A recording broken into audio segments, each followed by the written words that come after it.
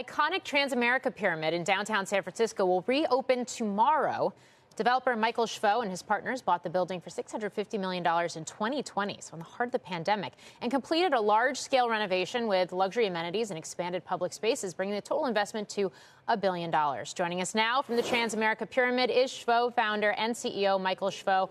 Michael, it's good to have you on the show, and that's exactly where we want to start, because you have this billion-dollar bet on office in downtown San Francisco. This is a city that's had one of the hardest times getting workers back into buildings.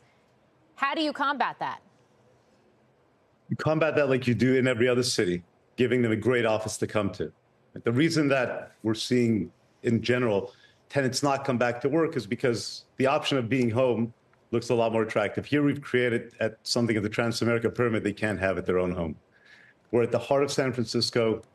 We created really a new downtown, a new powerhouse for people that want to come be together, not only to work, to see art shows, to collaborate, to have restaurants, to have a place where they can be together with not a far commute and really create a lot of energy for their companies.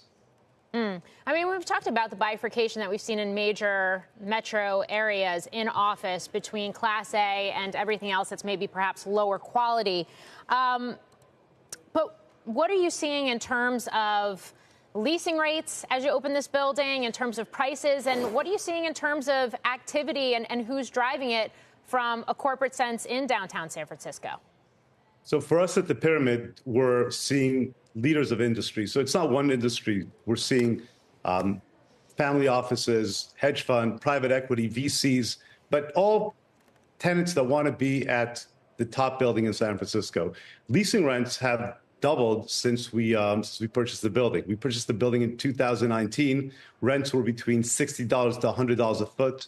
We've printed leases here as high as $300 a foot, including 3 leases in the last 2 weeks at record numbers. So what it tells you is that the market is here for top quality, for flight to quality. You just mentioned super Class A. Trophy assets are outperforming the market. We have properties in Chicago, in New York, in Miami, and we're seeing the same trend everywhere. Top product is renting at top rates, and occupancy is low. San Francisco is a market, as you said, that took quite a hit, but we're seeing a great recovery, particularly with the AI industry right now, that's populating a lot of this vacant office space.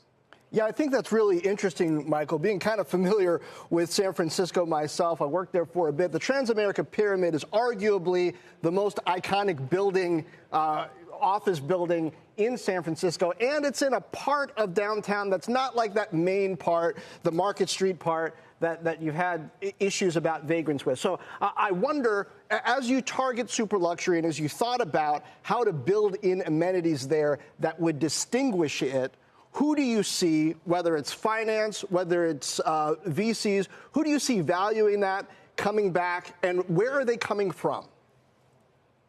So there's a couple of things. One, we're seeing tenants move from other buildings in the neighborhood, right? There hasn't really been a new building in San Francisco beside our neighbor here that's been a Salesforce Tower that's been years back. There hasn't been a new exciting building in San Francisco. So when we bought the building in 2019, I endeavored to do 2 things. One is to bring this building to the future. We just celebrated the 50-year anniversary, same as my age, born a few weeks apart.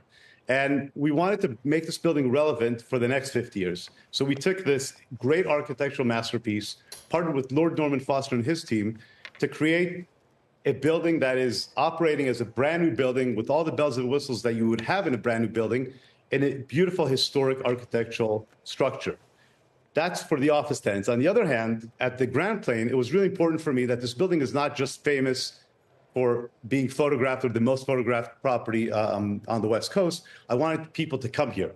With that, we're opening restaurants. One restaurant is opening this week. 2 more will open by the end of the year. We have a sculpture show going on, a Norman Foster architectural show, Transamerica kids show. So there's activities, concerts, lectures here for people to come. And the idea is not only to bring office tenants, but also to bring the people of San Francisco here to downtown. Michael, is there an ecosystem effect even beyond the building then? Because there's a separate sort of neighborhood around it as well. So for sure there's an ecosystem. We're now people refer to us as the Trans-America District because we bring all these different neighborhoods together. If it's Chinatown or Jackson Square, we're kind of the melting pot of all these different neighborhoods. And the idea with the park that we own, the Trans-America Pyramid Park, even though it's a private park, it's open to the public with all these different activities. What I really tried to do here, what we're looking to do, is have this be kind of the center focal point of downtown. So it doesn't matter from what neighborhood you're coming. If you want to meet a friend for coffee or if you're coming to work, we are at the center of it all.